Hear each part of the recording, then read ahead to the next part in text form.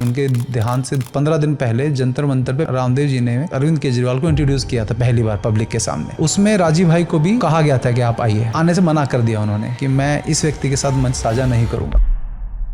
यदि ये दोनों एक मंच पे होते, कोई केजरीवाल को ऊपर उठना मुमकिन ही नहीं था। बताया गया कि बाबा रामदेव जी ने मना कर दिया कि राजीव दीक्षित जी का पोस्टमार्टम ना किया जाए। तो उनकी मृत्यु से रिलेटेड जो है बहुत लोगों ने फायदा उठाने की कोशिश की है। सरकार ने 2019 में भी बड़ा एक गेम खेला कि राजीव दीक्षित जी की मृत्यु की जांच के लिए सीबीआई टीम कुछ ऐसे गठित किया गया। तो ये चुनाव से ठीक पहले फैलाया गया। किस लिए? जो राजीव दीक्षित को मानने वाले जो करोड़ों सुनने वाले हैं उनको, वो भी कहीं ना कहीं ये सरकार उनके लिए कुछ करेगी और हमको वोट दे देगी। आपके पास उनके लैपटॉप का, ईमेल का एक्सेस था? आपको कुछ, जिस लाइब्रेरी में वो सोते थे राजीव भाई, जो लैपटॉप वो यूज करते थे, वो लैपटॉप मैंने यूज किया, उसमें एडिटिंग जो सारी करता था। तो शायद 6 महीने से उनको लगना शुरू हो गया था कुछ गड़बड़ होगा। कईयों को फोन करके बोला उन्होंने मेरे जाने के बाद मेरे विचारों का प्रचार करना। तो उस समय इंटरनेट भी नहीं था, तो कैसे इतने लोगों तक वो पहुंचे? मैं यदि 97 kg का था और मैं यदि उनके बातों को सुनकर ठीक नहीं हुआ होता तो हो सकता है मैं भी प्रभावित इतना नहीं होता। और यही पैटर्न पूरे देश में हर व्यक्ति के साथ रहा। राजीव दीक्षित जी बहुत योग्य थे। हो सकता है कि उनके भाई में उतनी योग्यता ना हो, लेकिन बाबा रामदेव जी में तो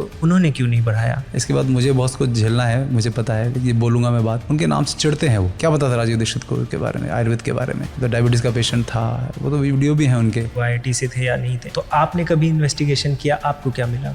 IIT उन्होंने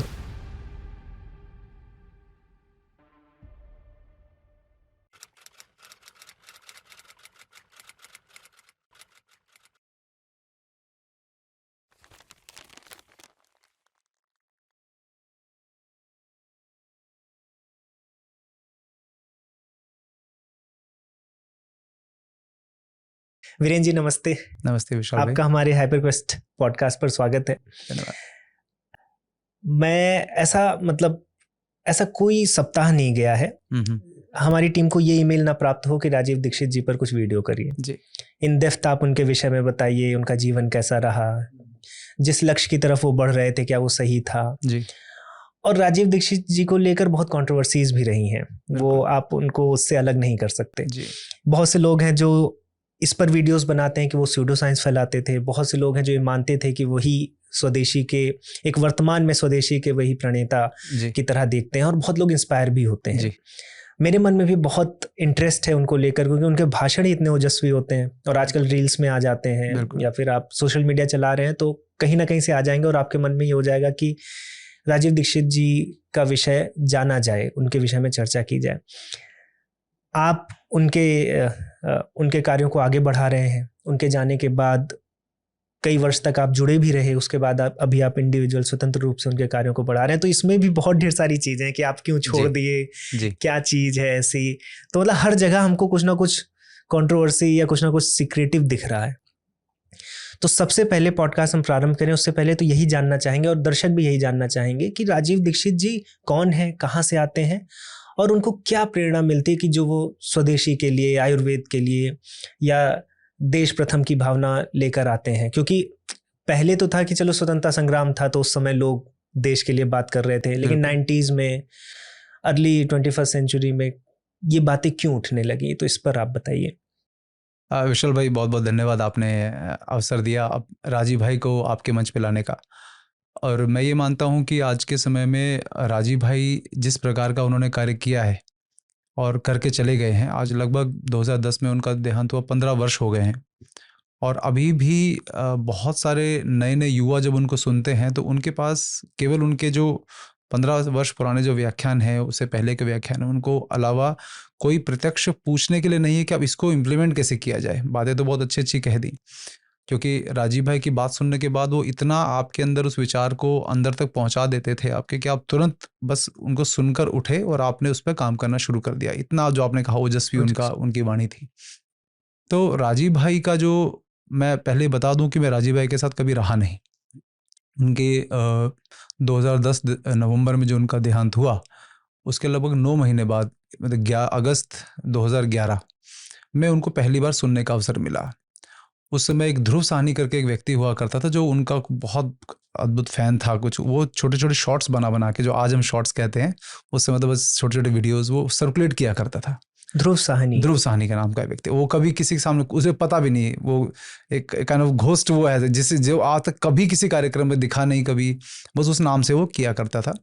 तो हमसे भी पहले जब ये सब जो आज फेसबुक रील्स वगैरह हम देख रहे हैं, वो उस टाइम का वो एक्सपर्ट है उस समय का। तो मैं उसको क्रेडिट देना चाहूँगा कि उसने हम जैसे व्यक्तियों को, अब कॉर्पोरेट ऑफिस में बैठे बैठे एक फेसबुक पे एक वीडियो आता है राजीव भाई का, और उनकी ओजस्वी वाणी एकदम जैसे आपने कहा अट्रैक्ट कर लेती थी। तो हम जैसे व्यक्ति जिनके अंदर शायद थोड़ी बहुत कुछ पिछले जन्म का कुछ बाहर देश के लिए करने की एक भावना थी, तो जब सुनना शुरू किया तो वो सब उत्तर मिलने शुरू हुए जो हम ढूंढते थे, हम जैसे युवा ढूंढते थे। उस समय मेरी आयु शायद 27-28 वर्ष रही होगी। तो वो उत्तर जब मिलने शुरू हुए, हमें किसी से बात करने की ज़रूरत नहीं पड़ रही और उत्तर मिल रहे हैं, तो वो अट्रैक्ट किया।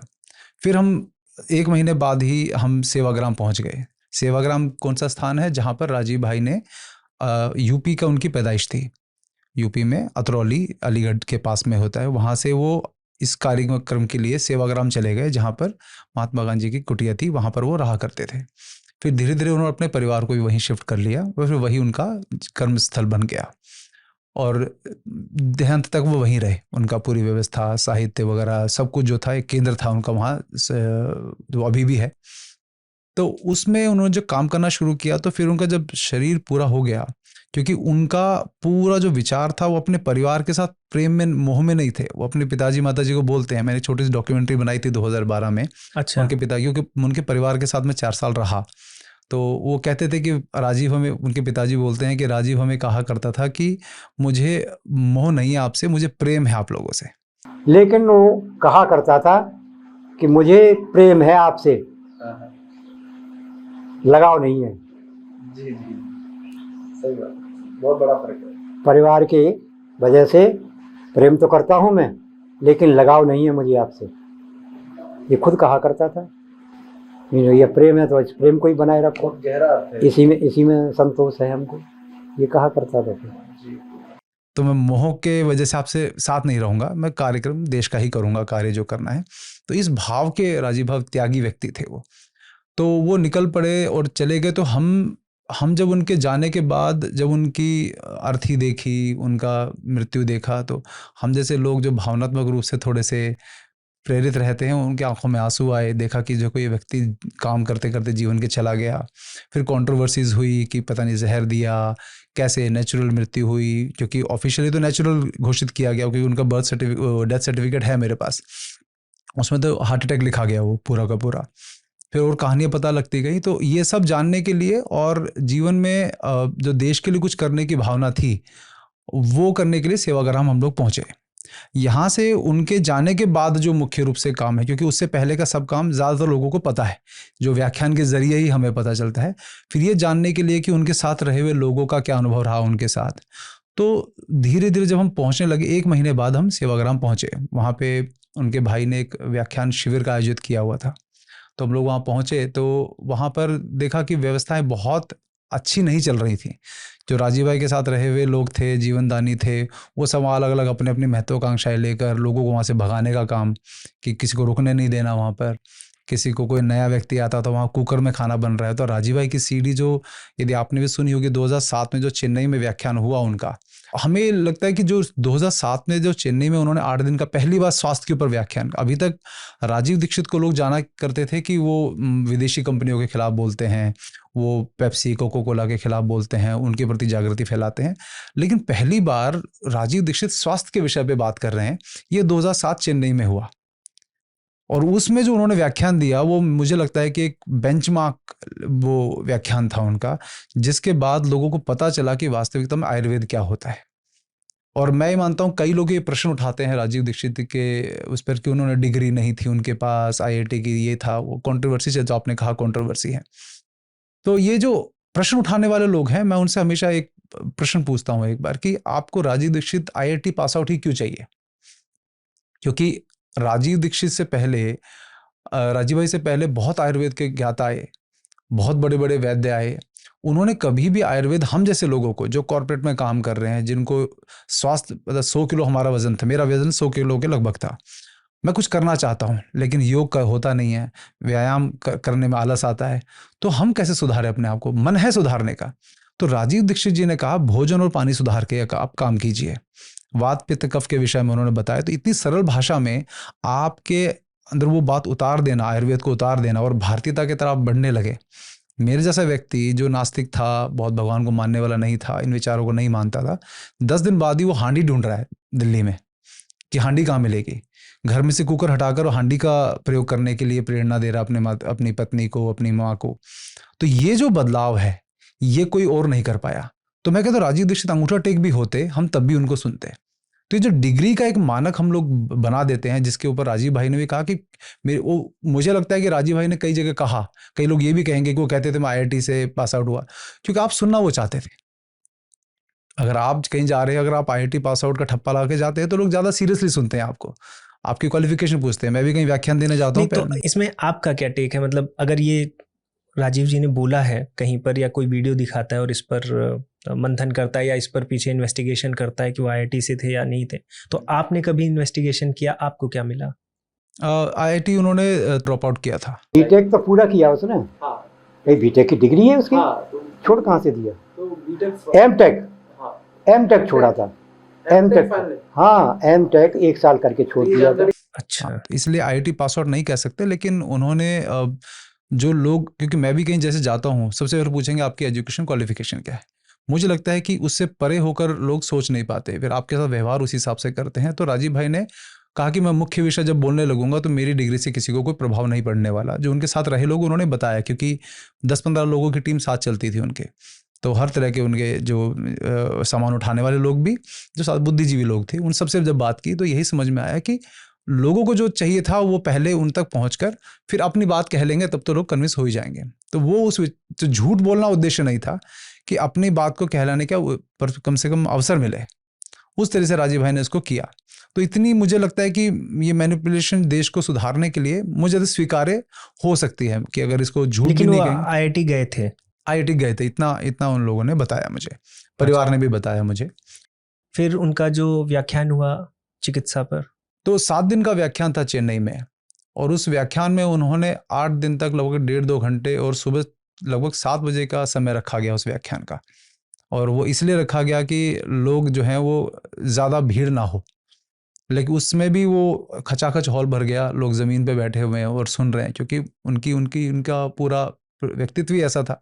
तो 7-8 दिन तक जिस व्यक्ति ने भी अपने जीवन में परिवर्तन लाना है स्वास्थ्य के विषय पर, तो मुझे लगता है उसको व्याख्यान सुनना चाहिए। और वही एक CD ऐसी है, उसकी एक CD बनाई गई, और सौभाग्य से किसी व्यक्ति ने अपने लैपटॉप में उसका आवाज़ बहुत अच्छी क्वालिटी में रिकॉर्ड कर ली। वीडियो रिकॉर्ड नहीं हुआ उसका, केवल आवाज़ रिकॉर्ड हुई, वो बहुत अच्छी क्वालिटी में, और उसकी CD बनाकर लाखों CDs बांटी गई। और ये 2012-11 में जब मैं जुड़ा सेवाग्राम से, तो उस समय हमने इसकी लाखों CDs मतलब मास मैन्युफैक्चरिंग करके दी। उससे पहले ये CD राइटर से कर करके उनके जो भाई हैं वो बांटा करते थे, तो उससे ज़्यादा फैल नहीं पा रही थी। तो जब हम वहाँ गए तो हमने फिर कहा कि इसको उसके थोड़ा सा इंडस्ट्रियलाइज तरीके से करना पड़ेगा, तब लाखों लोगों तक CD पहुँची। और आज जो कुम्हारों की बिक्री बढ़ गई है, जो प्रभाव है उसका, वो सब और बहुत सारे जो हम आगे बात करेंगे जिस विषय पर, बहुत प्रभाव उस CD के कारण पड़ा। इसमें मैं ये जानना चाहूँगा कि जब हम उनके बैकग्राउंड की बात कर रहे हैं, कोई व्यक्ति इतना पॉपुलर हो जाता है कि उनको सुनने के लिए खचाखच लोग आ रहे हैं, तो वो मैं थोड़ा सा जानना चाहूँगा कि ऐसा क्या, कैसे उन्होंने शुरुआत की होगी? जब शुरुआत की होगी तो इतने लोग नहीं सुने होंगे, या आपने अगर शोध किया उनके जीवन पर, तो क्या क्या उन्होंने किया और कैसे वो इतने मासेस तक पहुंचे? क्योंकि मैंने ये भी सुना है कि उनके साथ बाबा रामदेव जी भी वो मेंटर रहे हैं। कह सकते हैं। तो मतलब ये कैसे इतना, क्योंकि आज तो सोशल मीडिया है, इंटरनेट है। अब जैसे मेरे जैसा एक सामान्य व्यक्ति भी यदि कुछ विचार रखता है तो सुनने के लिए लोग इंटरनेट के माध्यम से इतने लोग सुन लेते हैं, लेकिन उस समय इंटरनेट भी नहीं था। तो कैसे इतने लोगों तक वो पहुंचे? उनकी कैसेट्स बहुत फेमस थी। अच्छा, जैसे फिल्मी गानों की कैसेट्स मशहूर होती थी, उनकी भी हजारों कैसेट्स बिकती थी उस समय। लोग जैसे आज हम पेन ड्राइव में, CDs में, जब CD का टाइम था CD में सुनते थे, आज सोशल मीडिया पे सुनते हैं। बीच में पेन ड्राइव का भी एक ऑप्शन आया था, लेकिन उस समय कैसेट्स बहुत बिकती थी। हुआ क्या कि जो ओजस्वी वाणी होने के कारण ये किसी भी विषय पर बहुत गहराई से बात कर पाते थे और धारा प्रवाह बोल पाते थे।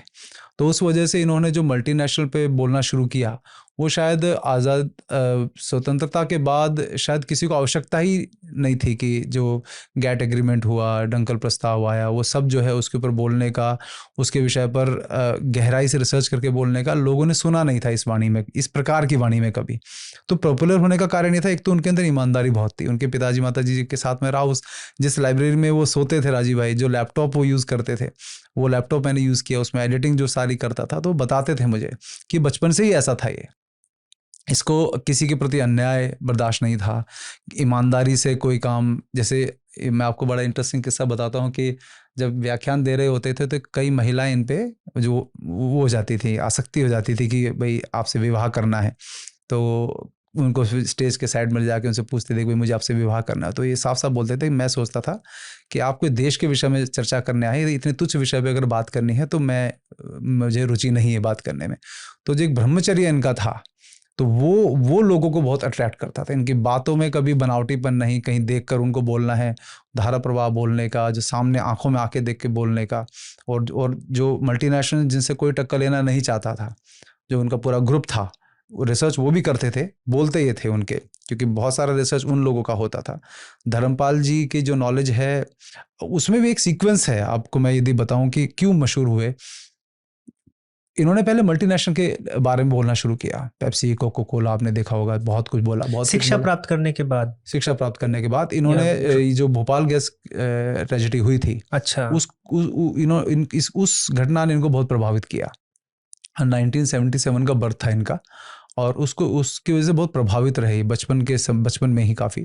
और उसके बाद जब अध्ययन करने लगे तो पढ़ाई के साथ साथ इन्होंने कई प्रकार के आज़ादी बचाओ आंदोलन, जो बनवारी लाल जी थे उनके साथ इन्होंने थोड़े थोड़े कार्यक्रमों में जाना शुरू किया। तो वहाँ से इनको समझ में आने लगा कि देश को आवश्यकता है, तो फिर इन्होंने निर्णय किया कि विवाह वगैरह तो नहीं करना है, उनके साथ ही चलना है। तो आज़ादी बचाओ आंदोलन में बहुत धीरे धीरे ये पूरा बड़े स्तर पे इन्होंने काम करना शुरू किया। हालांकि वहाँ भी मतभेद रहे कई प्रकार के, जिसके विषय में बात करेंगे बाद में, लेकिन आज़ादी बचाओ आंदोलन ने जो कार्य किया उसके माध्यम से फिर इस प्रकार के गीत बनाना, राजीव भाई की सीडी को बांटना, तो सबने निर्धारित ये किया कि राजीव दीक्षित जो है हमारा, एक तरह से जो वाणी है वो राजीव दीक्षित की रहेगी। पीछे रिसर्च पूरी टीम भी करती थी और राजीव भाई की अपनी खुद की भी उसमें अपने इम्प्रोवाइजेशन होता था। तो उसके बाद इन्होंने जब ये काम पूरा शुरू हुआ तो धीरे धीरे इसमें फाइनेंसेस आने लगे सामने। तो राजीव भाई ने फिर धर्मपाल जी की तरफ रुख किया। धर्मपाल जी ने उनको कहा कि जब तक हिस्ट्री के बारे में बात नहीं करोगे आप, जब तक आपको हिस्ट्री के विषय में नहीं करोगे तो ये जो प्रॉब्लम्स जो गिना रहे हो उसकी जड़ तक नहीं पहुंच पाओगे। फिर उन्होंने धर्मपाल जी की लिखी हुई जो किताबें, कहते हैं कि 50,000 डॉक्यूमेंट हमने इकट्ठे किए, हमने विदेशों की लाइब्रेरी से इकट्ठे किए, वो सारी मेहनत धर्मपाल जी की थी।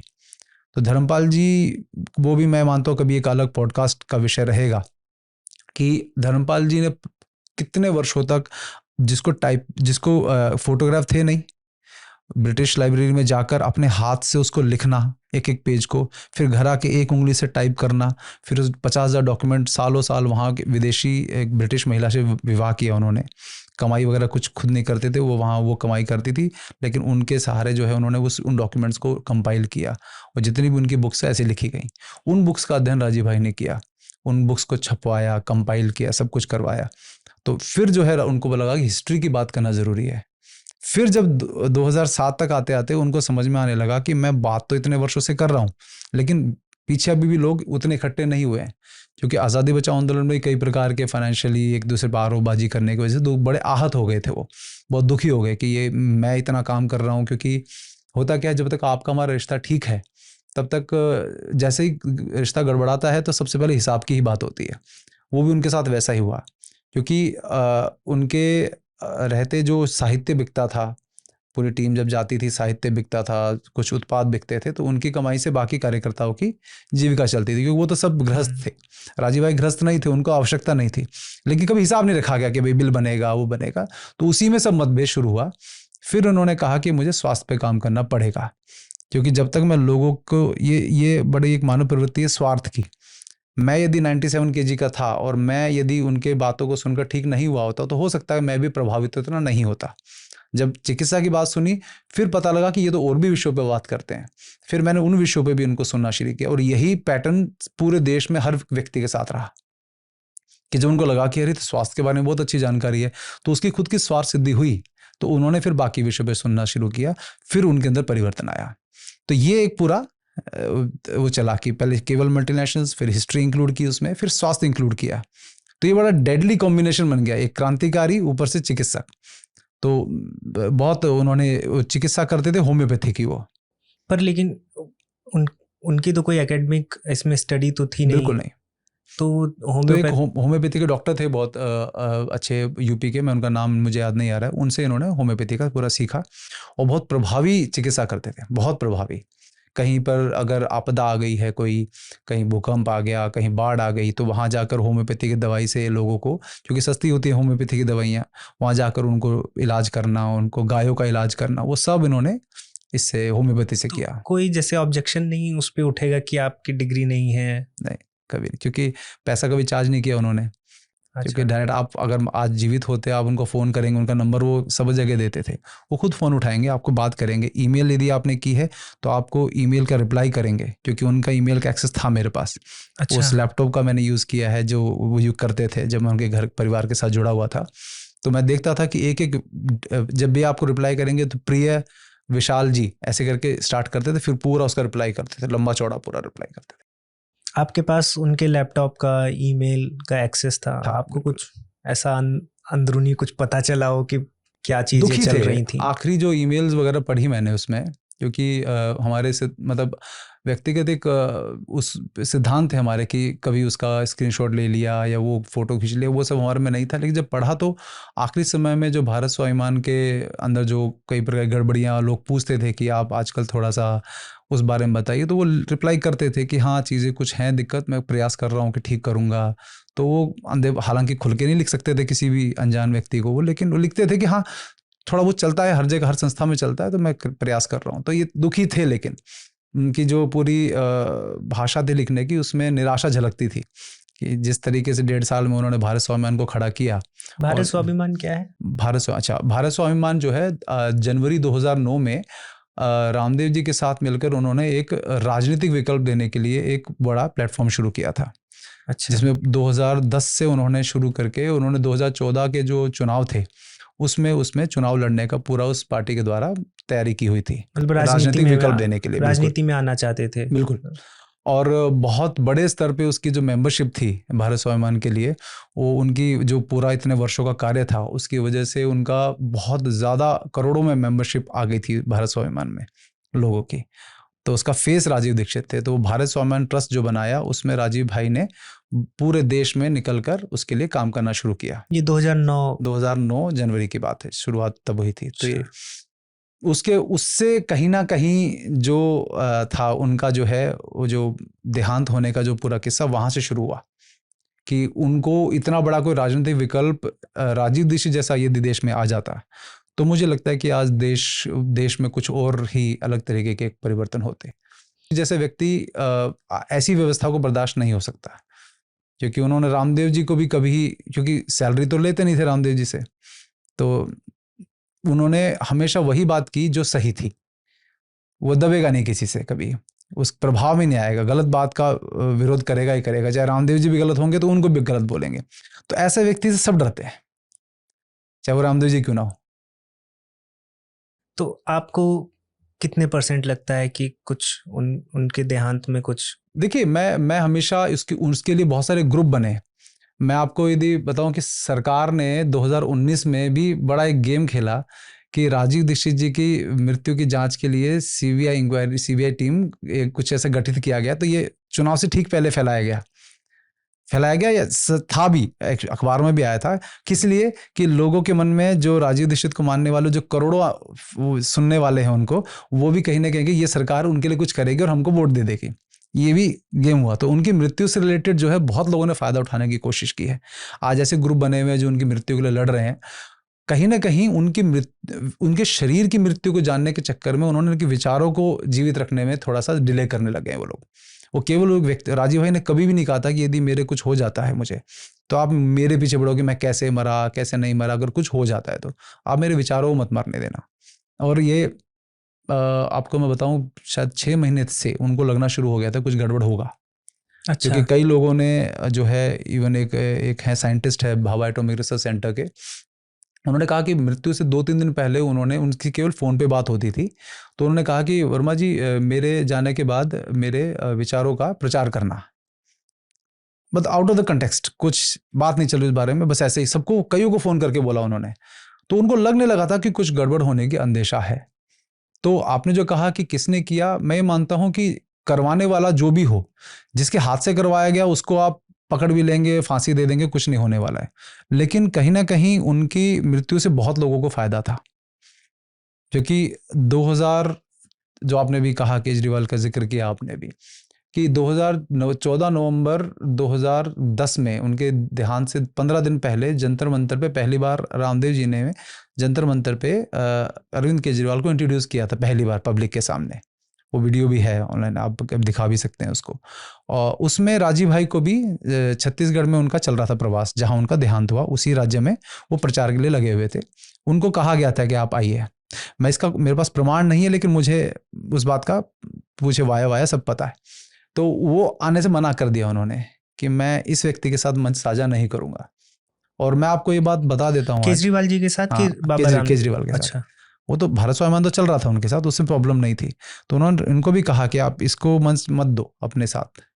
तो हुआ क्या था कि जिन लोगों को केजरीवाल यदि ये दोनों एक मंच पे होते, कोई केजरीवाल को ऊपर उठना मुमकिन ही नहीं था, संभव ही नहीं था। क्योंकि हम लोग भी, शायद मूर्खता थी हमारी कि 2012 में जब जंतर मंतर पर आंदोलन हुए, तो जब स्वराज नाम की पुस्तक केजरीवाल के हाथ से रिलीज हुई, हमें लगने लगा कि राजीव भाई वाली बात बोल रहा है। उस समय हमें इतनी सब बातों का अंदर तक का ज्ञात नहीं था। लेकिन जब 8 से 12 अगस्त 2012 में एक बड़ा आंदोलन हुआ था, करो या मरो का, रामदेव जी की तरफ से, यदि आपको याद होगा, उसमें 4 दिन का, तो उससे ठीक पहले बालकृष्ण जी को जेल पकड़ लिया था इन्होंने। और इन्होंने 4 दिन इनको कहा कि तो आंदोलन कर लो, लेकिन उसका नतीजा कुछ नहीं निकलने वाला, कि आर पार की लड़ाई का नाम लेके दुनिया से अब बस जो राजीव भाई करना चाहते थे वो अब हो जाएगा, तो वो नहीं हो पाया। उसमें राजीव दीक्षित जी का स्टॉल लगा हुआ था। अब मैं बताता हूँ कि मैं डायरेक्ट उत्तर नहीं दे रहा हूँ, क्योंकि आप इस बात से समझ जाइएगा कि क्या हुआ। कि रामलीला मैदान में बहुत बड़ा कार्यक्रम था ये, लगभग 4 दिन का। उस रामलीला मैदान में बाहर हम लोगों ने राजीव दीक्षित के विचारों का प्रचार के लिए, उनके पर्चे, किताबें के लिए हमने स्टॉल लगाया कि वे राजीव भाई को भी ऐसा। तो पहले अंदर लगाया था जहां पर उनका कार्यक्रम चल रहा था, वहां से उठा के उस स्टॉल को फेंक दिया गया। तो जिस राजीव दीक्षित के विचारों पर वो कार्यक्रम हो रहा था, उनकी किताबों को, और उनके भाई की परमिशन से, उनके भाई के साथ भी अच्छे संबंध थे, लेकिन उस स्टॉल को उठा के फेंक के बाहर सड़क पर डाल दिया गया। ये रामदेव जी की टीम ने। अच्छा। हाँ, ये मैं रामलीला मैदान की बात, ये रामदेव जी का कार्यक्रम था, उसमें केजरीवाल इंक्लूडेड नहीं था। अच्छा। तो ये दर्शाता है कि कहीं ना कहीं इनसिक्योरिटी का भाव राजीव भाई के विषय में था, कि यदि इनका प्रचार होगा तो फिर इनको कोई नहीं सुनेगा। तो रामदेव जी के साथ तो राजीव जी काफी समय, मतलब हो गया था, कुछ 1-1.5 साल तो हो ही गया होगा। तो रामदेव जी ने केजरीवाल को क्यों चुना? हो सकता है उनको लगा होगा कि भाई 1 से 2 अच्छे, दो भले। तो राजीव जी की जो फैन फॉलोइंग थी, वो ज्यादा बेहतर ऑप्शन था ना उनको इंट्रोड्यूस करने का। उस समय इतना स्ट्रगल, राजीव भाई को कंट्रोल करना मुश्किल था। अच्छा। सिद्धांतवादी ज्यादा थे, जो रामदेव जी उनकी तरह सिद्धांतवादी तो नहीं है। तो केजरीवाल जी तो रामदेव जी के खिलाफ बहुत कुछ, बाद में सब वो मनमुटाव हो गया वो, क्योंकि राजीव भाई के विषय में रामदेव जी को ये लगा था कि मैं इनको बुलाऊंगा, इनको मंच दूंगा, क्योंकि आज़ादी बचाओ आंदोलन के बाद से राजीव भाई आहत थे, मंच उनको बड़ा चाहिए था। तो उन्होंने कहा चलो ठीक है, इनके साथ सही। तो लेकिन रामदेव जी ने उनको जिस प्रकार से यूज़ करना चाहा वैसे वो यूज़ नहीं, क्योंकि वो उत्पादों को भी चाहते थे कि हो प्रचार उनके माध्यम से। उन्होंने कभी किया नहीं प्रचार राजीव भाई ने। अब वो आप दंत कांति टूथपेस्ट का प्रचार राजीव भाई के हाथ से नहीं सुनेंगे ना, क्योंकि वो टूथपेस्ट है, वो तो टूथपेस्ट का विरोध करते थे, वो चाहते थे कि वो करें। और उनकी जो ओजस्वी वाणी थी, आप देखिएगा, मतलब मैं रामदेव जी का कोई विरोध या पक्ष लेने की बात नहीं कर रहा हूँ, लेकिन अंत में राजीव भाई के विचारों के अनुसार नहीं चला उत्पादों का, जो भी चला, अगर चल भी रहा है तो। आज अगर राजीव भाई होते तो आप जीन्स इंट्रोड्यूस नहीं कर सकते थे। तो हमें लगता है कि बस एक विकल्प दिया कि बस भारतीय उत्पादों के द्वारा आपके शरीर में विष तो वही पहुंच रहे हैं, लेकिन भारतीय कंपनी के पास पहुंच रहा है आपको उसका पैसा, बस यही एक विकल्प, ज़्यादा, उससे ज़्यादा कुछ नहीं है। हम लोग रिसर्च कर रहे थे, टीम ने रिसर्च किया, तो उसमें बताया गया कि बाबा रामदेव जी ने मना कर दिया कि राजीव दीक्षित जी का पोस्टमार्टम ना किया जाए। तो ये भी तो एक कॉन्स्पिरेसी कुछ जैसा हमें इंडिकेशन देती है। देखिए इसमें सबसे बड़ी चीज़ बात क्या होती है कि जब हम उनके परिवार के साथ रहा, 4 साल रहा मैं, तो कई बार उनके परिवार से, उनके भाई से भी पूछने की कोशिश की, लेकिन हर बार उन्होंने यही कहा कि उस समय हमें ध्यान नहीं रहा। ये प्रदीप दीक्षित बोला करते थे कि ध्यान नहीं रहा। हमने कहा कि ऐसे कैसे ध्यान है? कहते टेक्निकलिटीज़, उस समय दुख बहुत होता है, नहीं ध्यान रहता है कुछ भी। तो लेकिन वो अपने निर्णय लेने की बजाय उन्होंने रामदेव जी पे छोड़ दिया था कि पोस्टमार्टम कराना चाहिए कि नहीं कराना चाहिए। ये कहीं ना कहीं उनको ये डर था कि यदि असली में हार्ट अटैक निकल आया तो इनके साम्राज्य के ऊपर धब्बा लग जाएगा कि भाई आपके इतने अच्छे कार्यकर्ता जो हैं उन्हीं को आप हार्ट अटैक से नहीं रोक पाए। तो कहीं ना कहीं उस एक इनसिक्योरिटी की वजह से उन्होंने ये होने नहीं दिया। तो पर अभी डेथ सर्टिफिकेट में तो हार्ट अटैक ही लिखा है ना? है। तो हार्ट अटैक इंड्यूस भी हो सकता है ना। अच्छा, वो तो कई तरीके से, क्योंकि राजीव भाई को जब अंदाजा हो गया था, अब राजीव भाई की बॉडी लैंग्वेज देखेंगे नहीं दी आप आखिरी व्याख्यान में, तो आपको समझ में आएगा कि वो पहले जैसा उनके अंदर जो शरीर का जो बॉडी लैंग्वेज है, उनकी भाषा है, उनके बाल, एक शरीर अलग तरीके से ही बिहेव कर रहे हैं, चलना अलग तरीके से हो रहा है उनका। तो कुछ गड़बड़ हो रही थी उनके साथ उस क्लोज सर्कल में, जो पूरा जो उनके इर्द गिर्द थे लोग। सुखासन में आलती पालती मार के और आपकी पहली उंगली अंगूठे के साथ ऐसे स्पर्श कर। तो हमें मानते हैं कि उनके उनके उनके विषय में जितना हम इस बारे में बात करेंगे, एक रैबिट होल है ये, तो हम जाते जाएंगे, बातें चलती जाएंगी। लेकिन मुख्य रूप से मैंने फिर ये रियलाइज़ किया कि मैं किसी भी उनके मृत्यु पे इन्वेस्टिगेट करने वाले जो ग्रुप थे, जो इंडिविजुअल लोगों ने बनाए हुए थे, मैं उसमें शामिल नहीं हुआ। तो उन्होंने मुझे कहा कि आपको कोई फ़र्क नहीं पड़ता कि उनकी मृत्यु कैसे हुई उस जानने का। मुझे फ़र्क बहुत पड़ता है, वो मुझे आपको एक्सप्लेन करने की ज़रूरत नहीं है। मैं अपने तरह से जो मुझे काम करना है, क्योंकि उनके विचारों की हत्या भी नहीं होने दूंगा मैं। शरीर की तो अगर कर दी है, हो गई है, वो सब बात की बात है, लेकिन विचारों की हत्या नहीं होने देना है। फिर हमने काम करना शुरू किया उनके विचारों पर प्रामाणिक रूप से, क्योंकि अभी क्या हो रहा था, ज़्यादातर ये भावनात्मक रूप से कार्य हो रहा था कि बस उन्होंने कह दिया, वो करना है। लोगों ने प्रेशर कुकर छुड़वाने की वजह से अपने घरों में अपनी पत्नियों से लड़ना, अपने तलाक तक की नौबत आना, ये सब परेशानियां शुरू हो गई थी उस समय, क्योंकि ऐसा नॉलेज था नया नया कि लोग जो है इसको बस इम्प्लीमेंट कराना चाहते थे अपने घर में, लेकिन परिवार तैयार नहीं थे, पत्नियां तैयार नहीं थी, माएँ तैयार नहीं थी। तो ऐसे छोटे छोटे विषय जो है वो इम्प्लीमेंट कराना कौन कराएगा, कैसे कराएंगे? तो हमने उन विषयों को जब इम्प्लीमेंट कराना शुरू किया, जो चैलेंजेस आए उसमें, कि अब जो उन्होंने कह तो दिया, अब वो उत्तर देने के लिए तो है नहीं इस दुनिया में, अब कौन करेगा? वो हमने शुरू किया कि आप पूछिए, हमसे पूछिए, हम बताएंगे कैसे इसमें प्रॉब्लम आती है, क्या क्या आप कर सकते हो। गैस पे आप हांडी चढ़ा सकते हो, नहीं चढ़ा सकते। मैं उदाहरण दे रहा हूँ कि हांडी और कुकर का, ऐसे बहुत सारे विषय थे। यदि जॉब करते हो तो आप कैसे 2 बार दिन में भोजन करके अपनी दिनचर्या सुधार सकते हैं। मतलब दुकान में अगर काम करते हैं तो कैसे कर सकते हैं, क्योंकि अच्छी पीढ़ी का निर्माण, राजीव भाई ने यही कहा ना कि अच्छी पीढ़ी का निर्माण यदि आप नहीं कर पाए तो सब सब सब बेकार है। कितनी अच्छी आप लेगेसी क्रिएट कर लो, कुछ भी कर लो, लेकिन आपके बच्चों को पास ऑन नहीं किया, सुपात्रता नहीं है उनके अंदर, तो बेकार है। तो गर्भ संस्कार पे जो हमेशा काम करना चाहते थे, हमने उस पर काम करना शुरू किया, लेकिन उसका जो फाउंडेशन है वो आपसे शुरू होगी। तो आपके बच्चे सुदृढ़ तभी बनेंगे जब आप सुदृढ़ हैं। तो मैं यदि 98 kg का व्यक्ति अंदर से कई प्रकार की रोग पालकर, और मैं जिस संतान को उत्पन्न करूंगा वो नहीं होने वाली जैसे हम चाहते हैं। तो ये करना बहुत आवश्यक था, तो ये हमने फिर किया। तो आप 2012 के अराउंड जुड़े? 11 जी। फिर आपने क्यों छोड़ दिया? किसे? फाउंडेशन को? नहीं, फाउंडेशन छोड़ी, राजीव भाई का काम नहीं छोड़ा, क्योंकि उसमें 2 चीज़ें थी कि हम प्रकृति जो हमारी थी, जो डीएनए था हमारा, वो ये था कि हम निर्णय लेके जल्दी जल्दी थोड़ा रिस्क लेकर काम करने वाले, कि बस सामने जो है जो काम करना है लक्ष्य, उसके लिए ज़्यादा इफ़ एंड बट सोच विचार बहुत ज़्यादा करने की हमारी आदत नहीं थी। वहाँ पर थोड़ा सा फाइनेंशियल वो आ गया कि वहाँ पर थोड़ा कान का कच्चा होना, अपने कार्यकर्ताओं को यूज़ करके बस छोड़वा दिया, उनकी नौकरी छुड़वा के बुलाया उनको, फिर उनको डेजर्टेड कर दिया कि जाओ अभी तुम्हारी ज़रूरत नहीं है। और भी कई प्रकार के झूठ वगैरह बहुत कुछ जो बोले गए वहाँ पे संस्थाओं में, वो सब होता है जो संस्थाओं में। राजीव जी के जाने के बाद क्योंकि देखिए क्या है कि जब तक राजीव भाई जीवित थे तो बाकी सब लोग चादर तान के सोते थे, किसी को कोई फिक्र, राजीव भाई कर लेंगे, राजीव भाई संभाल लेंगे। जैसे ही एकदम से गए, वो सारा भार ऐसे व्यक्तियों पे आ गया जिनको किसी प्रकार का कोई अनुभव नहीं था, जिनको राजीव भाई अपने साथ भी नहीं रखते थे। तो राजीव जी ने कोई अपना सक्सेसर बनाया नहीं? उनको पता नहीं था कितनी जल्दी चले जाएंगे। 43, मेरी एज 43 है, मेरी एज के लगभग ही थे, तो उन्होंने शायद इनको लगा। और सक्सेसर बनाने की जहाँ तक मैं बात करूँ कि जो भारत स्वाभिमान ट्रस्ट था वो उसी का एक व्यवस्था की, जब हम राजनीतिक विकल्प दे देंगे हम, तो उसमें बहुत सारी चीज़ें निकल कर आ जाएंगी, फिर हम बहुत कुछ कर पाएंगे। लेकिन वो सबको ब्रेक लग गया। फिर ऐसे व्यक्तियों के हाथों में चला गया जिनके अंदर क्षमता भी नहीं थी, ना वाणी थी उनके पास, ना विजन था। वो केवल अपने एक सीमित दायरे में ही काम करने की उनकी क्षमता थी, वो भी कर रहे हैं लेकिन उस प्रकार से नहीं कर पाए वो जिस प्रकार से कर सकते थे। क्योंकि पहला जो उनका पुण्यतिथि थी राजीव भाई की 2011 में, लगभग 10,000 लोग जुड़े थे सेवाग्राम में। तो उसके आयोजन की जिम्मेदारी में हमारा भी महत्वपूर्ण भूमिका थी। फिर उसके बाद पता चला कि 2011 के बाद उनका सोशल मीडिया पे अब लोग क्वेश्चन पूछना चाहते हैं उनके परिवार से, कोई नहीं है।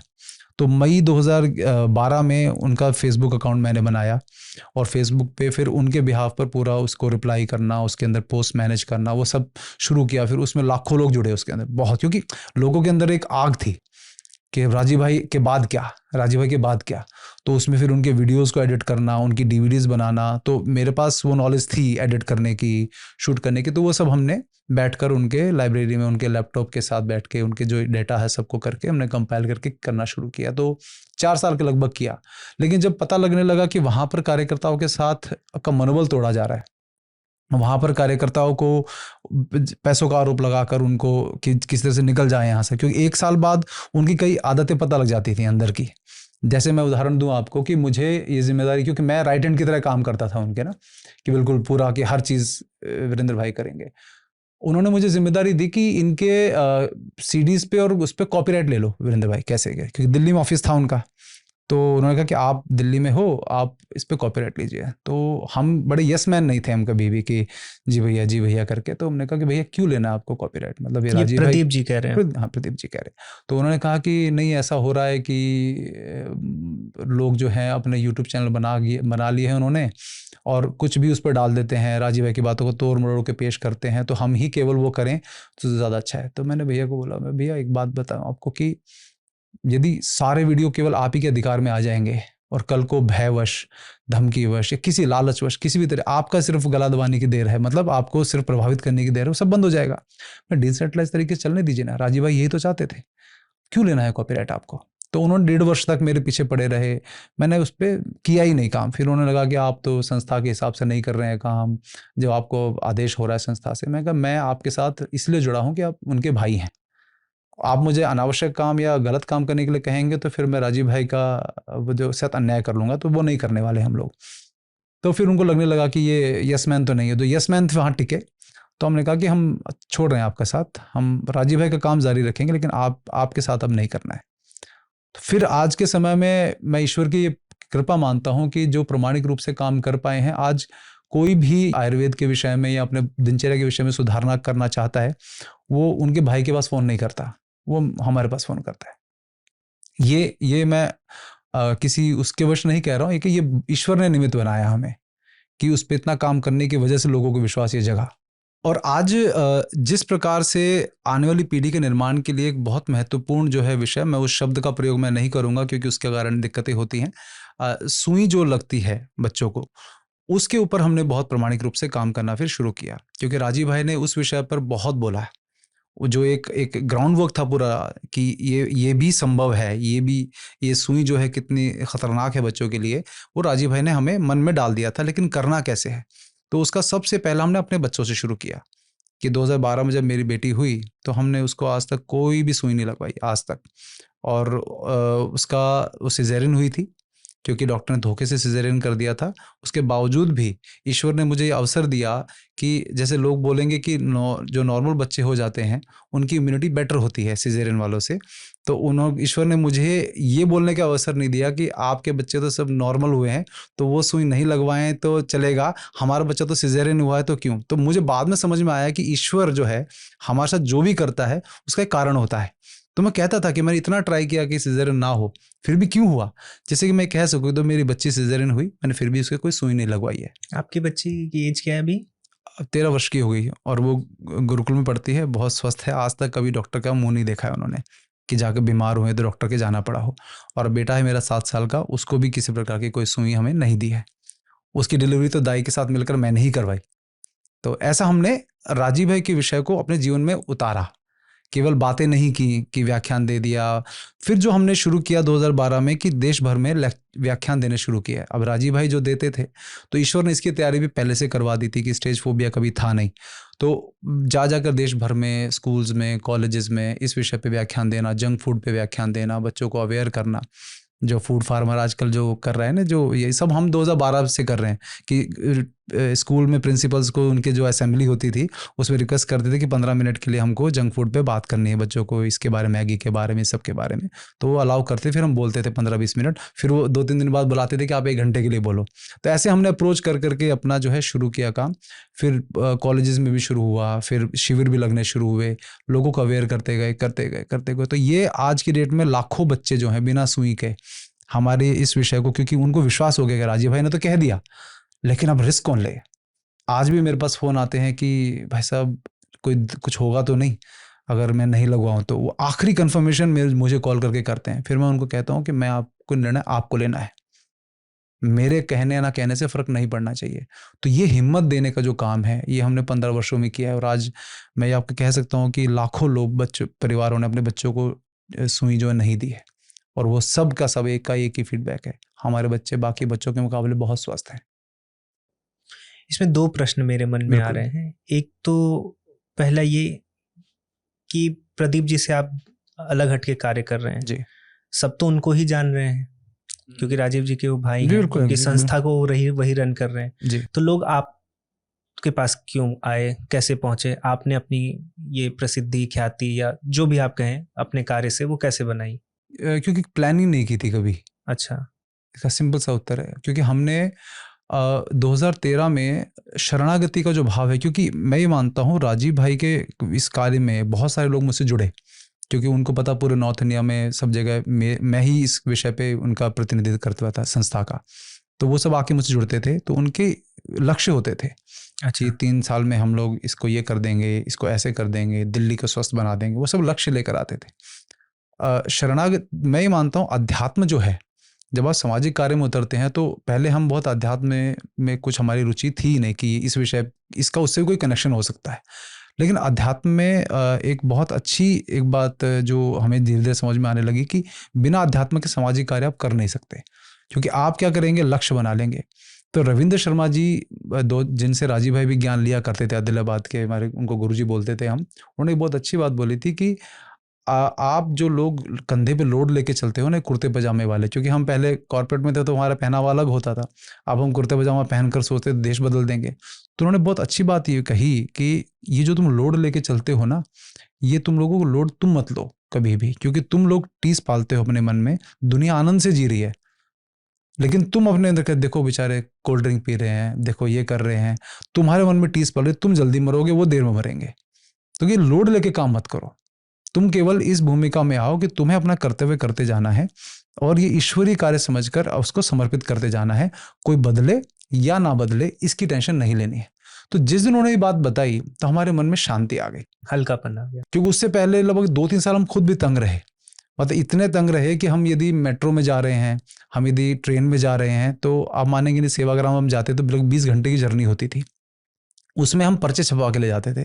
तो जब हम भोजन वगैरह कर लेते थे तो उसके बहाने, टहलने के बहाने हम पर्चे पूरे ट्रेन में बांटते थे राजीव भाई के विचारों से संबंधित, और फिर जब कोई बैठा के बात करता था तो पूरी ट्रेन के टाइम में उससे बहस करा करते थे, आप ये बदलिए, आप ऐसा करिए।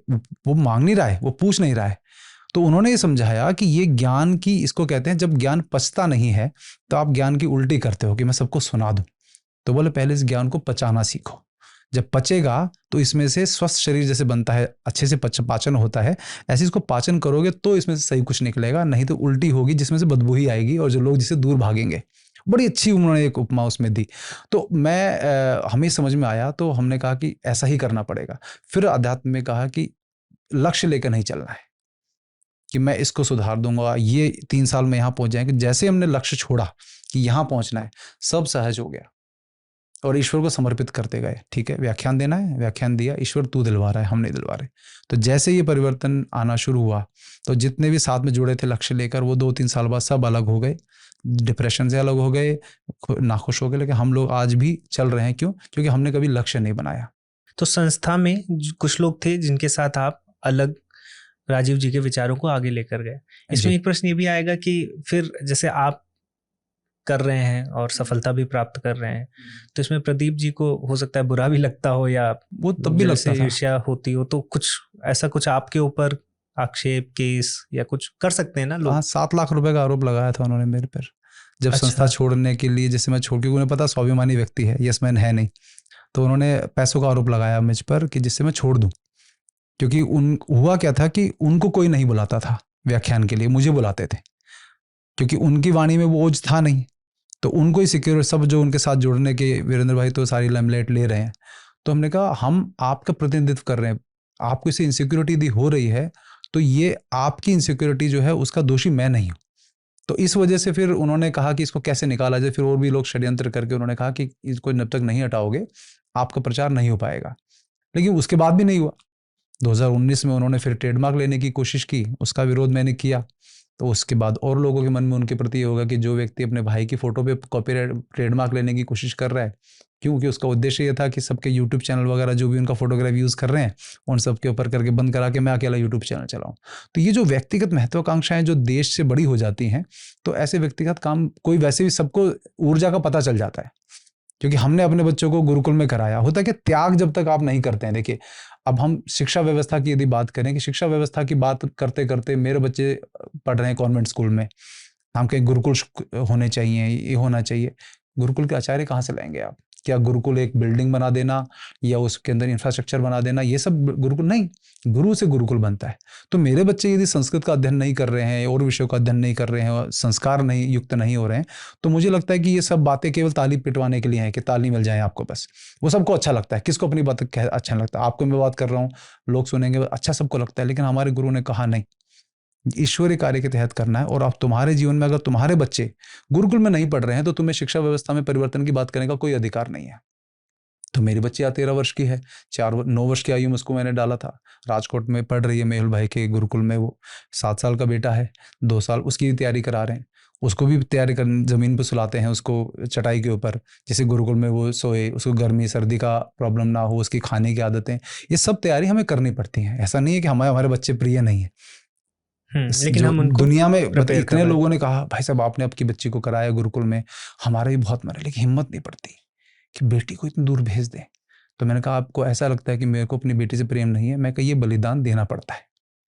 आप अपने बच्चों को ऐसे नहीं कि छाती की लगा के रखेंगे और उनको संस्कार दे देंगे। मैं आप में संस्कार खुद नहीं है तो कम से कम उनको कुछ तो अध्ययन करने भेजिए।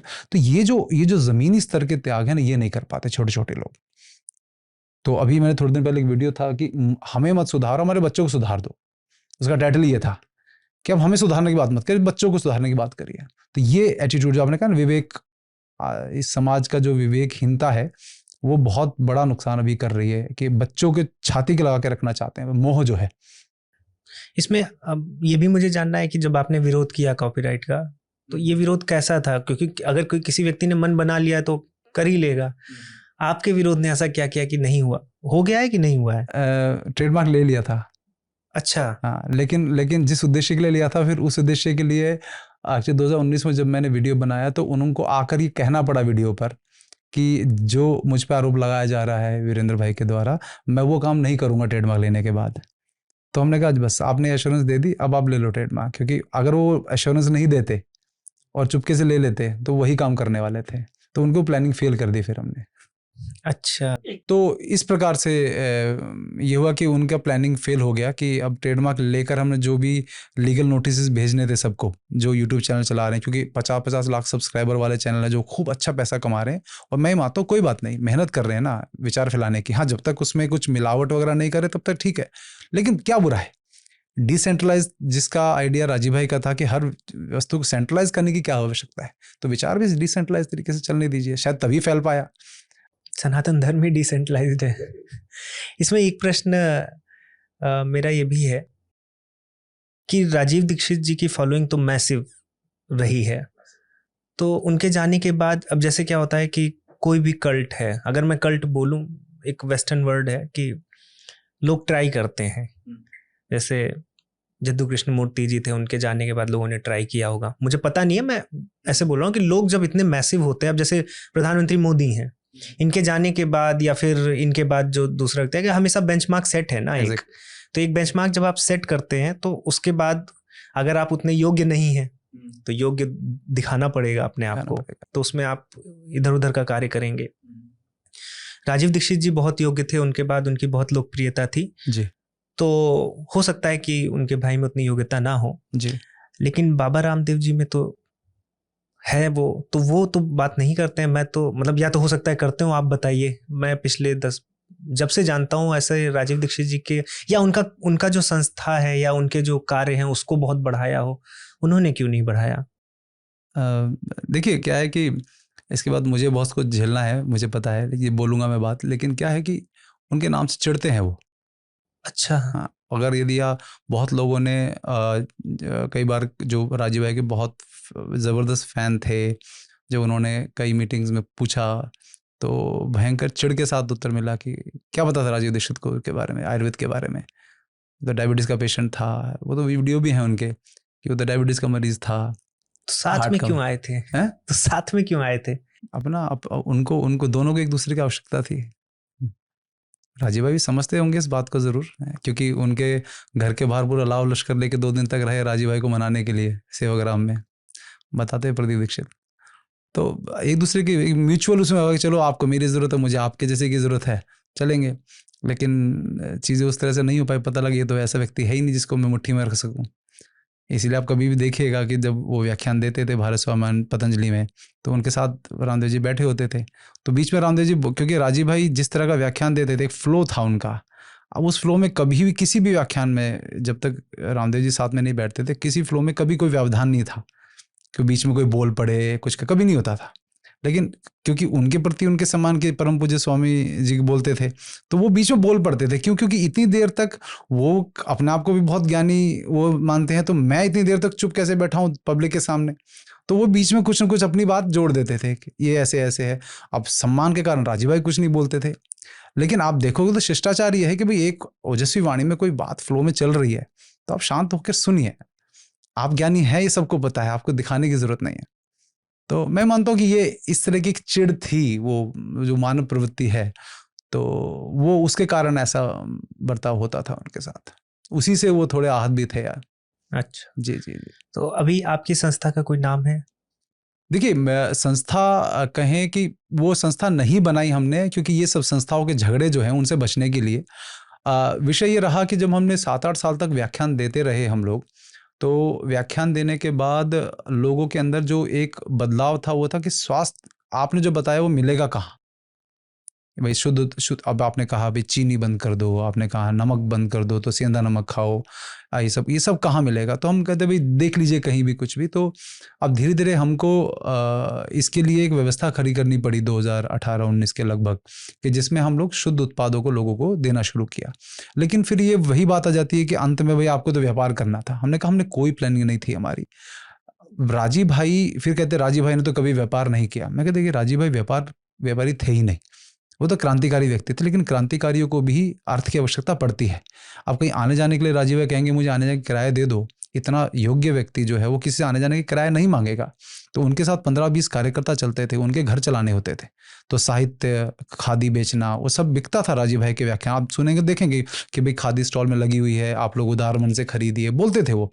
और करोड़ों की बिकती थी, खूब, मतलब अद्भुत, मतलब इतना ज्यादा बिकता था कि उनका कार्यकर्ता तंग हो जाती कहाँ इतना पैसा कैसे संभालें, इतना बिकता था।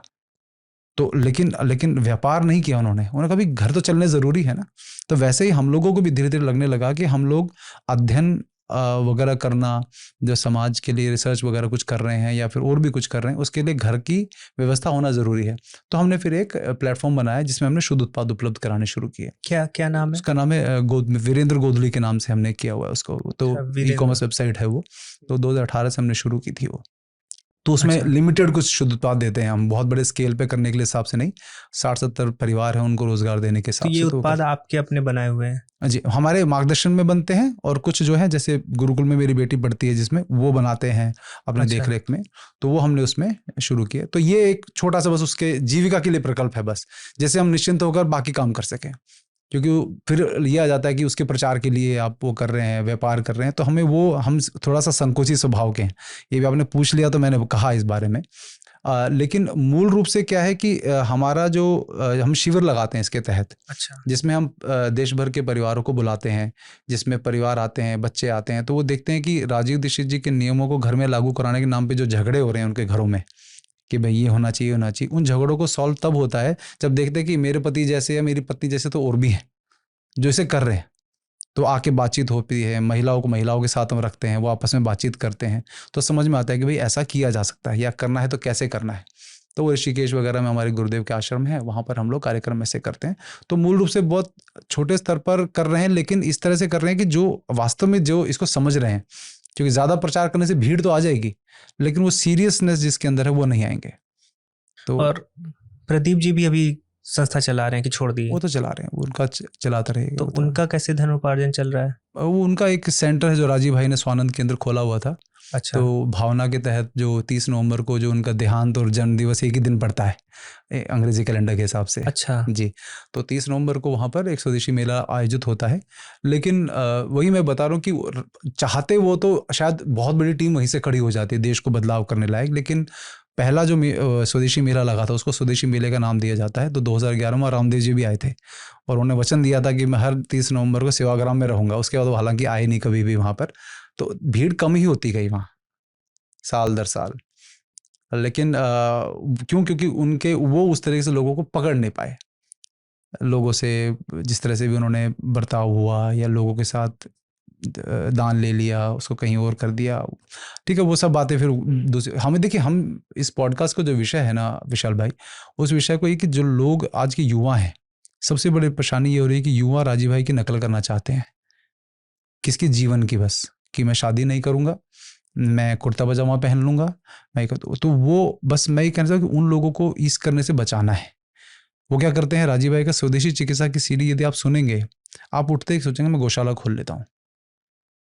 और कितनों ने खोली मेरे सामने, बहुत लोगों ने जोश में आ गए वो गौशाला खोलेंगे, और ज़्यादातर बंद हुई। क्यों? क्योंकि गौशाला खोलना, गाय को पालना हर किसी के वश में नहीं। चाहे आपके पास पैसा कितना ही हो, आप लेबर के भरोसे भी नहीं कर सकते।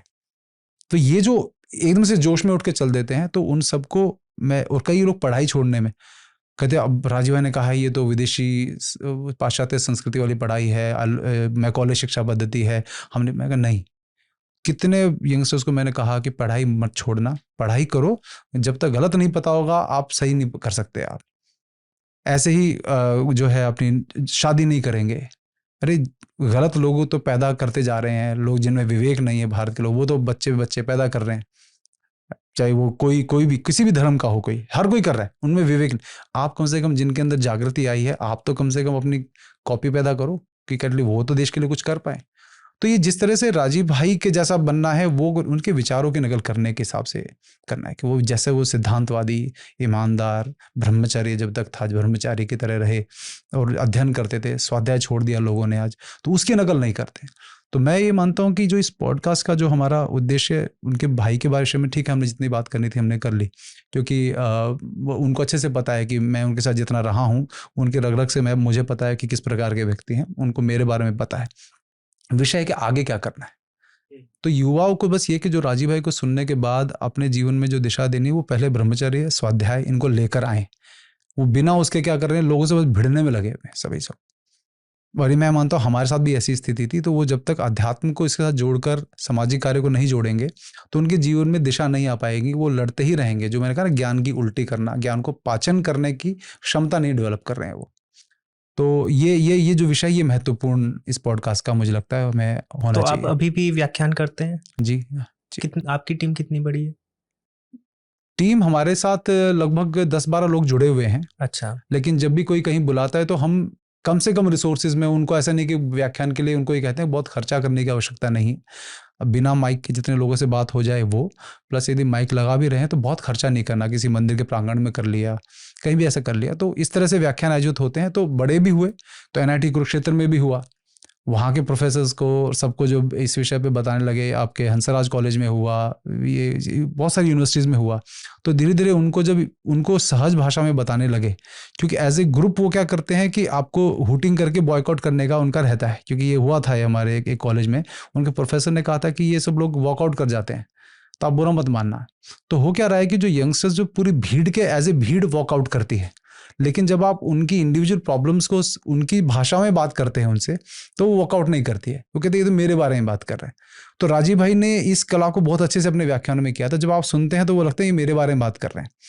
तो ये जितने भी लोग व्याख्यान आज के डेट में कर रहे हैं या करना चाहते हैं, मैं उनको यही कहना चाहूँगा कि उनका जो राजीव भाई के जो विषय, एक विषय को पकड़ लो आप, क्योंकि राजीव भाई हमने कहा ना कि इतने मैसिव वो एक व्यक्तित्व थे कि उनका हर विषय को पे जो पारंगतता थी वो हर किसी व्यक्ति, मुझ में भी नहीं आ सकती। हर व्यक्ति एक एक विषय को पकड़कर उसका पारंगतता करे और उसके बाद उस पर बोलना शुरू करे। और जिस विषय पे वो काम नहीं करता है, यदि गाय नहीं पालता है, ना बोले गाय के विषय में। खेती नहीं करता तो राजीव भाई को सुन के जैविक खेती व्याख्यान ना देने लग जाए। ये भी बहुत बड़ी गलती कर रहे हैं लोग, कि उनको लगता है राजीव भाई का एक जैविक खेती व्याख्यान सुना, अरे हम तो खेती के एक्सपर्ट बन गए, कभी खेती का ख भी नहीं किया उन्होंने, कुछ फावड़ा नहीं चलाया कभी आज तक, तो वो व्याख्यान देने लगते हैं। तो वो क्या करते हैं कि फिर लोगों में उल्टा उस विषय का डायल्यूशन कर देते हैं, और ये पूरे 15 साल में मैंने देखा है बहुत होते हुए। तो आपके अलावा भी बहुत लोग व्याख्यान करते होंगे? करते हैं। लेकिन उस समय जो ये कहते हैं कि शायद वो सब बातों से होके गुजरना, कि शुरुआत हमने की राजीव भाई जाने के बाद एक प्रमाणिक रूप से काम करना, तो इस कारण थोड़ा एडवांटेज ये मिला कि लोगों में जो आपने कहा विश्वास कैसे बना, यही कारण था। उस समय जब किसी ने हिम्मत नहीं की थी, पोलियो के सुई के ऊपर जब कोई बात नहीं करता 2013 में, तब मैंने उस समय व्याख्यान करता था, तो सब कहते थे आपके खिलाफ केस हो जाएगा। तो मैं को होने दीजिए ना, प्रमाण तो हमारे पास है, हम बताएंगे उनको। तो ये जो निर्भीकता के साथ काम किया, क्योंकि राजीव भाई ने सिखाई थी, तो उस कारण से लोगों में विश्वास ज़्यादा बना। तो बातें इस विषय पे तो कहने की बहुत है, फिर वो आपके इसमें वो शैडो बैन हो जाएगा, नहीं तो मैं वो नहीं, मुझे भी आज आपने जब बताया आकर के कुछ विषय हैं जिसको YouTube या संस्थाएं शैडो बैन कर देती है, जी। तो मैं कुछ पुराने वीडियोस में याद कर रहा हूँ कि क्यों नहीं चली थी वो, और आज तक हम सोच रहे हैं कि इतने अच्छे विषय पर हमने इतनी अच्छी चर्चा की थी। ऑस्ट्रेलिया से आई थी जी, और उन्होंने बहुत अच्छा शोध किया है इस विषय पर। उनकी पुस्तक है शीतला। अच्छा, क्योंकि हमारे यहाँ तो देवी ही कहा जाता है। नाम क्या है उनका? मित्रा देसाई। अच्छा, चलिए मैं सुनूंगा जरूर। तो वो पॉडकास्ट इतना अच्छा था कि हम लोग तो थोड़ा प्रोफेशनली काम करते हैं, तो हम लोग थोड़ा देख लेते हैं कि ये पॉडकास्ट की, क्योंकि अब पॉडकास्ट पे पॉडकास्ट जाता है तो परफॉर्मेंस भी देखते हैं हम लोग। तो वो पॉडकास्ट करने के बाद ही टीम ने बोल दिया था कि ये पॉडकास्ट बहुत अच्छा गया है और बहुत अच्छी व्यूवरशिप आएगी, लोगों को बहुत पसंद आएगा। वो पॉडकास्ट हमारा एकदम उल्टा हो गया। ऐसा होता है वो। तो बहुत ढेर सारे विषयों पर जाने, और जैसे कि आपने बताया वीरेंद्र जी की, ठीक है, उनके जीवन में जो हुआ, जो कंट्रोवर्सीज हुई, अगर हम उसमें ही फंसे रह गए तो विचार रह जाएगा उनका। लेकिन मन में दर्शकों के रहता है, तो मेरा भी दायित्व बनता है कि यदि ऐसे किसी व्यक्ति से मैं बात कर रहा हूँ जो उनके परिवार के साथ रहा हो, जो उनकी दिनचर्या को या उनके जीवन कार्यों को एकदम समीप से देखा है, तो उससे ये सब प्रश्न पूछे जाए। जी। पर अब मैं प्रभाव पे आना चाहता हूँ कि राजीव दीक्षित जी तो अब नहीं है जी। अब हमारे आपके जैसे जो देश प्रेमी लोग हैं, पूरा भारत है जी, तो उनसे कैसे लाभान्वित हो सकता है? आप उस जीवन को जीते आए हैं, जैसे आपने बताया कि आपके जो पुत्र हैं, पुत्री हैं, गुरुकुल में पढ़ रहे हैं, आपका जीवन भी वैसा ही बीत रहा होगा। तो हमने तो एक अभी ये कुकर हांडी बात कर ली, लेकिन मैं जानना चाहता हूँ कि मैं क्या सीख सकता हूँ कि एक प्रातः काल से लेकर रात्रि में जब हम सोते हैं, उसके बीच में आपने अपने जीवन में क्या क्या चेंज किया राजीव दीक्षित जी से प्रभावित होकर? जी, देखिए, बड़ी ये इंटरेस्टिंग कहानी है कि जब लगभग 1 अगस्त 2011 में जब उनकी स्वदेशी चिकित्सा की सीडी को सुनना शुरू किया, घर पर चलाया, तो आंसू भी आ रहे हैं, और मन ही मन में जैसे कह सकते हैं कि एक भाव ऐसा आ रहा है कि ये जीवन कैसा जी रहे थे हम, जानवरों के जैसा जीवन। तो जिस बात ने मुझे सबसे ज़्यादा प्रभावित किया वो 2 बातें थी। एक तो था कि भोजन रॉ मटेरियल है आपका बॉडी का, तीसरी कोई चीज़ आप शरीर में नहीं ग्रहण करते हो जिससे आपका शरीर बनता है, तो उस रॉ मटेरियल को सुधारने की बहुत ज़रूरत है। आप फिर योग करते हैं, ये सब करते हैं, ये आवश्यक नहीं है, लेकिन अगर करते हैं तो सोने पे सुहागा है। लेकिन जब आप रोज़ पिज़्ज़ा बर्गर खाएंगे, उसका सोचो मैं सुबह 1 घंटा योग कर लूँगा तो चल जाएगा, तो रॉ मटेरियल ख़राब है। तो ये हमने समझ लिया कि रॉ मटेरियल सुधारना पड़ेगा। पिज़्ज़ा बर्गर खा के योग भी नहीं होगा, मन ही नहीं लगेगा। हाँ, लेकिन दिखाने के लिए कि चलो मैं कुछ कर रहा हूँ। गिल्ट, देखिए जो थोड़ा बहुत जागरूक है उसको गिल्टी तो होता है कि मैंने खाया, क्योंकि वो मुझे भी पता है कि जब मैकडोनल्ड के सामने से मैं निकलता था तो एक पर्टिकुलर एक महक होती है, देखा आपने, जब उसके सामने से निकलते हैं जो अट्रैक्ट करती है, तो बस वापस कदम चल के चलो एक खाई लेते हैं महाराजा महक। ये था भाव हमारा 2011 से पहले तक। तो ये, लेकिन फिर गिल्टी होता था, क्यों खा लिया, सांस तो फूलने लगी है, 28-29 साल की एज में सांस फूलने लग जाए तो मन में अंदर पता है कि अंदर तो खोखले। ये एक आवरण, हम कॉर्पोरेट वाले क्या करते हैं कि अपने आप को बहुत इंटेलिजेंट वो दिखाते हैं कि हम सब, अच्छी सैलरी मिल रही है, सब कुछ अच्छा है, लेकिन अंदर से अपना खोखलापन पता होता है। वो खोखलापन एड्रेस आप ही कर सकते हो, कोई दूसरा नहीं कर सकता है। तो अब पता लगा कि राजीव भाई ने ये बताया भी कुछ करने की जरूरत नहीं है, खूब खाओ, अच्छे से खाओ पियो, लेकिन पचाना सीखो उसको। तो सबसे अद्भुत जो नियम था वो था खाने के 1.5 घंटे बाद पानी पीने का। इसने काया पलट कर दिया। भोजन किया, भोजन के बाद 2-3 घूंट पानी पिया और 1.5 घंटे बाद पानी पिया, तो पाचन जो भोजन का होना है वो अच्छे से हो गया। और आपके वज़न कम करना, जैसे मेरा वज़न बहुत 97 था, तो यहाँ पर पीछे स्किन लटकी होती है, जैसे थोड़े मोटे जो लोग होते हैं ना उनके पीछे स्किन होती है, तो 3 महीने में गायब हो गई वो। कोई योग नहीं किया, कुछ नहीं किया, 3 महीने में गायब हो गई। तो ये तो अच्छा लगने लगा बहुत। और घर में कुकर में भोजन बनता था, तो कुकर में भोजन बना, तो जब हांडी लेने पहुंच गए, हमारे पास में कुम्हार कॉलोनी थी, वहाँ गए तो हांडी लेके आए घर में। तो सबसे पहले जो सबके घरों में होता है, जो मतलब ऐसा नहीं कि हम कोई अलग से आसमान से उतर के आए, लेकिन हमारे घर में विरोध हुआ। पत्नी ने कहा इसमें खाना कैसे बनेगा, माँ ने कहा इसमें खाना कैसे बनेगा, हम तो नहीं बनाएंगे। तो हमने फिर कहा कि केवल करवा चौथ का व्रत करने से पति की उम्र लंबी नहीं होने वाली। मार पिटाई वाला माहौल बना दिए आप घर में। हाँ, तो आपने, मैं कहा तो आप कम से कम एक दिन बना के तो देखिए। राजीव भाई ने कहा है कि टेस्टी बनता है। हाँ, गांव में बनती थी, अच्छी लगती थी, ये सब पता है उनको। गांव में मोटे आदमी भी नहीं दिखते हाँ, थे। तो मैंने कहा कि आप बना के देखिए। ये कहते हैं नहीं बनेंगे। तो एक दिन खाना छोड़ना पड़ा कि भाई जब तक नहीं बनेगा तब तक तो हम खाएंगे नहीं। वो तो प्रेम वाला सत्याग्रह है, वो ऐसे नहीं कि जबरदस्ती वाला। तो उन्होंने कहा अरे एक बार बना दो इनके लिए, देखा क्या जाता है। जब बनाया तो उनको खुद हमसे ज़्यादा टेस्टी लग गया। अरे तो बड़ा टेस्टी लग रहा है, हम तो दाल खाते नहीं थे।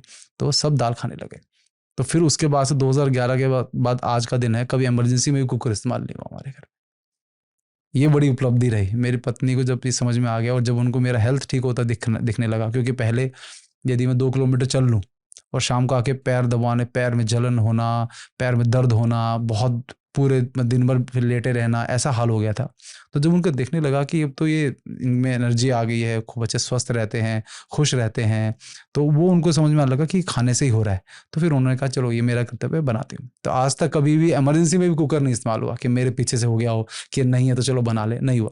ये बड़ी मेरी, नहीं, लोग बोलेंगे गैस बहुत खर्चा हो रही है। नहीं, लेकिन आपका जो है ये हमने देखा है 4-5 दिन से फालतू फर्क नहीं पड़ता है।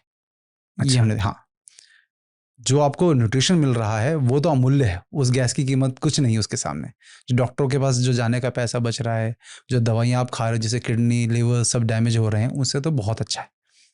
क्योंकि हम भी ऐसे ही थे कि बुखार हुआ, डॉक्टर को बोलते कि हैवी डोज दे दो कि कल ऑफिस दोबारा चला जाऊँ, होता था ये। तो हम लोगों की किडनी लिवर पे फ़र्क पड़ गया था, अब नहीं है। 15 वर्षों से एक गोली भी नहीं खाई है। तो ये बड़ी एक बात है जो हमें लगता है। और जो दूसरी एक और बात है वो बच्चों की। जब राजीव भाई ने 7th नंबर का लेक्चर है वो, उसमें बच्चों के बारे में जो बात की, तो जो उन्होंने ये बात कही कि कफ की जो विकृति है बच्चों में, वो आजकल उनमें आपराधिक प्रवृत्ति, उनके झगड़ा, उनके चिड़चिड़ापन, अवज्ञा करना, ये सब जो बढ़ा रहा है, इसका रिलेशन भोजन से है। ये कनेक्ट मैंने जीवन में कभी नहीं सोचा था कि होगा। जब उन्होंने इस कनेक्शन को समझाया कि आपका बच्चा यदि मैदा ज़्यादा खा रहा है, नींद पूरी नहीं कर रहा है, उसके भोजन ऐसा है जिससे कफ में विकृति आ रही है, कफ बैलेंस नहीं हो रहा है बॉडी का, तो आपका बच्चा जो है वो कभी भी आज्ञाकारी वो सब बन ही नहीं सकता। उदंडी बनेगा ही बनेगा। बड़े होकर उसको किसी को मार कर उसको खून देखकर उसको तसल्ली मिलेगी, ये बिगड़े हुए कफ की स्थिति है। तो जब ये बात उन्होंने मुझे बताई तो मेरे जो चिंतन मैं उस पर करने लगा, तो मुझे समझ में आ गया कि ये इसकी सबसे बड़ी जड़ है, और ये आज तक किसी ने नहीं समझाई थी।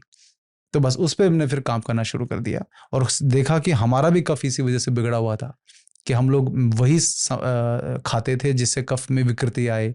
तो जैसे जैसे वो ठीक करते गए तो हमारे भी जो नज़ला लगा रहता था हमेशा, बाल 29 की एज में पीछे सफ़ेद हो गए थे, वो फिर दोबारा से काले होने शुरू हो गए। तो ये प्रभाव होना शुरू हुआ। और जो त्रिफला का एक उन्होंने बताया, वो 40 की एज के बाद अब हम 12 वर्ष का त्रिफला का एक त्रिफला कल्प होता है। कई लोगों को हमने बोला है कि अगर 40 वर्ष की आयु हो गई है तो त्रिफला लेना शुरू करो, उसका एक नियम है पूरा, और उसमें आप 12 वर्ष तक लेंगे तो आपके 12 वर्ष की जो प्रभाव है शरीर पे वो भी कम हो जाएगा। तो ये भी बहुत अद्भुत त्रिफला जो है राजीव भाई ने बताया जिस विषय पे, वो भी बहुत अच्छा काम किया।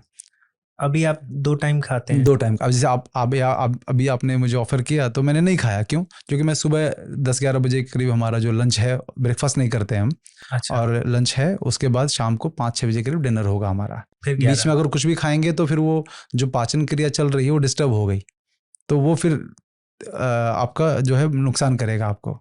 कभी इमरजेंसी में हुआ 5-6 महीने में तो चल जाता है, अदरवाइज रेगुलर नियम नहीं है हमारा ऐसा कि कभी बीच में खा लिया। फिर अगले दिन 10-11 बजे के करीब खाना, बस ऐसा। इंटरमिटेंट फास्टिंग, हाँ, वो ऑटोमेटिक है, वो हमारे यहाँ थी ही ऐसा। तो ये बहुत एक अच्छा प्रभाव। तो उससे आप आज देखिए 75-77 kg के बीच में ही वेट रहता है, और लगभग 15 वर्षों से ऐसे ही है।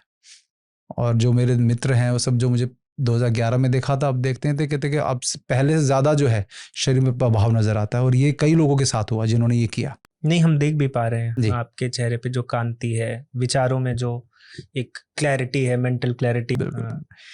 शाकाहार मांसाहार पे तो बोले ही होंगे। बोले तो उन्होंने शाकाहार पे बात की है कि बोला है कि मांसाहार कर सकते हैं? नहीं, बोला नहीं उन्होंने कभी भी। अच्छा, कभी नहीं बोला। तो शाकाहार पे बात की तो वो वैसे ब्राह्मण थे। तो शाकाहार पे भी क्या वो वीगन तक गए जैसे आज लोग जा रहे हैं? नहीं, उस समय वीगन का इतना चलन नहीं था, तो पहले तो उस समय तो शाकाहार पे ही उन्होंने बात की। लेकिन उस पे हमने काफ़ी जो है जो कुतर्क लोग दिया करते हैं कि जिसमें बहुत बहाने लगा कर कि भाई, जैसे मेरे नेपाल में काठमांडू में हुआ तो वहाँ तो मुझे बुलाया गया कि आप राजीव दीक्षित के विचारों को फैलाने आइए, और उससे एक हफ्ता पहले मुझे फ़ोन करके पूछा जा रहा है कि आप वेज खाएंगे कि नॉन वेज खाएंगे। हमने कहा कि आप मुझसे ये क्यों पूछ रहे हैं, क्योंकि आप तो मुझे जिस विषय पे बुला रहे हैं वो तो यही विषय।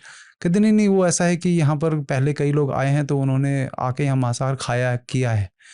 तो मैंने कहा ऐसा क्यों? नहीं, यहाँ पर 150 तरह का तो मीट मिलता है, अलग अलग वैरायटी का, तो कहते टेस्ट कर लेंगे। तो मैं कहा नहीं, मैं तो जिस घर में जाऊँगा उनको बोल देना अगर वो नॉनवेज खाते होंगे तो जब तक मैं रहूँ प्लीज़ ना खाएं, तब तक मैं कोई घर में फिर भोजन नहीं करूँगा मैं। क्योंकि मैं आपको बता दूँ कि मैं मांसाहारी था 2008 तक। क्योंकि मैं राजस्थान से हूँ मूल, पिताजी आर्मी में थे, तो हम लोग का बचपन से मांसाहार किया। और इतना ज़्यादा थे कि एक पूरन सिंह का ढाबा हुआ करता है अम्बाला में, मैं अकेला बाइक पे खाने के लिए वहाँ पे मटन करी जाता, इतना मतलब जिससे हार्डकोर फैन हुआ करते थे। आज अंडा भी नहीं छूते। कॉन्स्टिट्यूशन क्लब जो है यहाँ पर है, वहाँ पे प्रोग्राम कोई भी होता है तो उनके रेस्टोरेंट में जो है नॉनवेज भी बनता है, तो मैं कभी नहीं खाता वहाँ पर। तो इस लेवल तक हमने अपने जीवन में बदलाव किया। इसके साथ साथ अगर राजीव दीक्षित जी को, जैसे आपने बताया कि लोग सुनने के लिए वीडियो सीरीज होंगी या आपके व्याख्यान होंगे जी, कुछ पुस्तकें भी हैं क्या कि युवा पढ़ सकते हैं? देखिए, राजीव भाई ने कोई पुस्तक नहीं लिखी है, क्योंकि और उन्होंने कहा कि हमने पुस्तक लिखी है, वास्तव में टीम का कंपाइलेशन था।